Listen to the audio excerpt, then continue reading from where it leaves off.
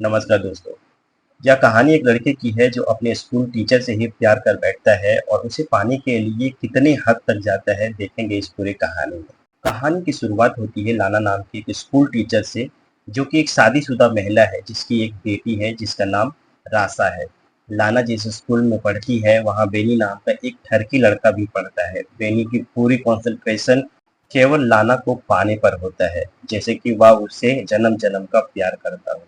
लाना भी बेनी की ओर आकर्षित होने लगती है और उसे समझ में नहीं आता है कि इस फीलिंग से वो कैसे संभले। कभी-कभी बेनी लाना के इतने करीब आ जाता है कि लाना को अपनी भावनाओं पर नियंत्रण पाना बहुत ही ज़्यादा मुश्किल हो जाता है। इस फीलिंग से बचने के लिए लाना कितने खतरनाक कदम उठाती है, देखेंगे इस पूरी वीडियो में। तो दोस्तों, आगे बढ़ने से पहले आपसे रिक्वेस्ट करना चाहते हैं, अगर अभी तक चैनल को आपने सब्सक्राइब नहीं किया है तो प्लीज कर लीजिए ताकि आपको ऐसे ही वीडियो का लुत्फ मिलता रहे। तो चलिए दोस्तों, वीडियो को आगे बढ़ाते हैं।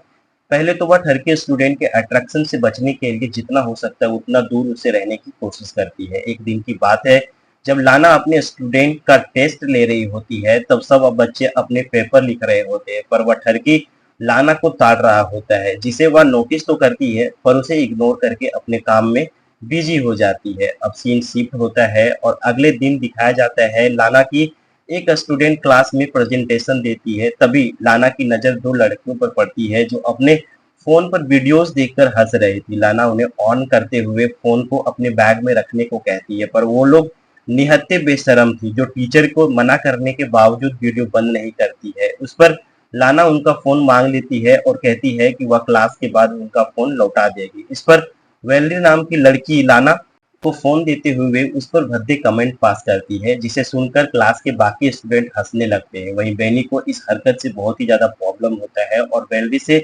बदला लेने की मन में ठान लेता है।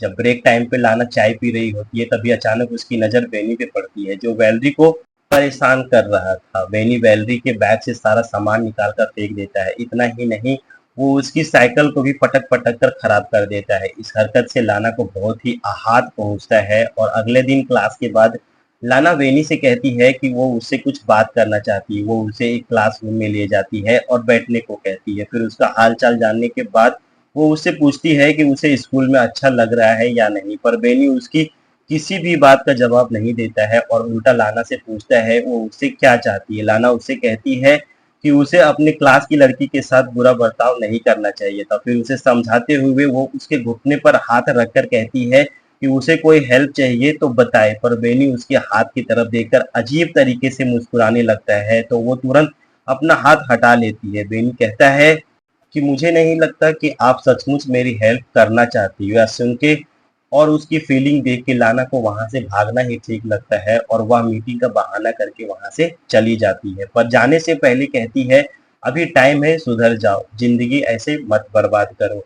पर वह ठरकी को कुछ समझ नहीं आता है। अब अगले सीन में लाना को दिखाया जाता है जो झुक कर नल से पानी पी रही होती है। इसके बाद जैसे ही वो उठती है अपने सामने वैनी को देखकर नर्वस हो जाती है। वैनी अपने हरकतों से टीचर को सेड्यूस करने का ट्राई करता है, लेकिन टीचर उसका हाथ हटा देती है। लेकिन बेनी मुस्कुराते हुए दोबारा वही हाथ रख देता है और आगे बढ़कर उसकी गर्दन पर किस करने लगता है, जिससे टीचर भी अपना आपा खोने लगती है और उसकी बाहों में लिपटने लगती है। पर अचानक से वह होश में आती है और उसे रोक देती है और कहती है उन दोनों के बीच दोबारा यह सब नहीं होना चाहिए और उसे धमकी देती है कि आगे से अगर ऐसी कोई हरकत की तो उसे स्कूल से निकलवा देगी और वहां से चली जाती है। बेचारा ठरकी का काम अधूरा रह जाता है, जिससे वह फ्रस्ट्रेट होकर चिल्लाने लगता है। अब अगले दिन का सीन दिखाया जाता है जहां वेनी लाना से कहता है कि वो क्लास के बाद उससे मिलना चाहता है, पर वो मिलने से इनकार कर देती है और साथ में कहती है कि उन दोनों के बीच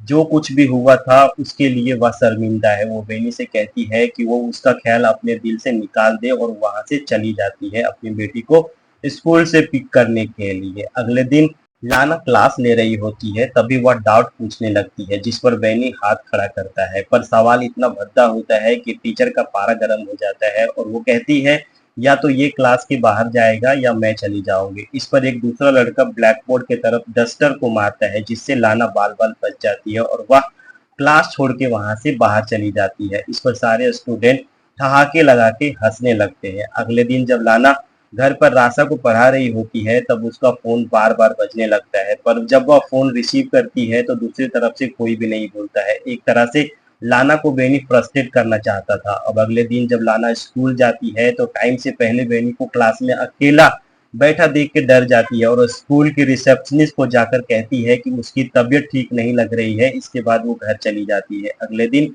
रासा को स्कूल छोड़ने के बाद वो स्कूल नहीं जाती है, एक नदी के किनारे रुककर टाइम पास करती है, फिर वो म्यूजियम में चली जाती है और थोड़ी देर तक पेंटिंग देखते रहती है। अब अचानक से उसकी नजर बेनी पे पड़ती है। उसे वहां देख के वह घबरा जाती है और जल्दी जल्दी वहां से निकलने की कोशिश करती है, पर लिफ्ट में उसकी मुलाकात बेनी से हो जाती है और बेनी फिर से लाना को सेड्यूस करने की कोशिश करता है। इस बार लाना भी आउट ऑफ कंट्रोल होकर उसे किस करने लगती है। अब बेनी अपनी उंगलियों को उसके बॉडी पर फिराने लगता है, पर और कुछ होता उससे पहले लाना फिर से अपने होश में आ जाती है और वहां से किसी तरह से निकलने में कामयाब हो जाती है। उस रात लाना को बार बार बुरे सपने आते हैं। अब सपने में देखती है कि वो अपनी फैमिली से दूर हो गई है, जिससे वह आधी रात को ही घबरा के उठ जाती है। अब अगले दिन वो चुपके से स्कूल के एडमिनिस्ट्रेटर के ऑफिस में चली जाती है और वहां से एग्जाम पेपर चुरा कर लाती है, और जब सारे स्टूडेंट लंच करने के लिए कैफेटेरिया में जाते हैं तो बेनी को फंसाने के लिए वो पेपर उसके बैग में रख देती है। अगले दिन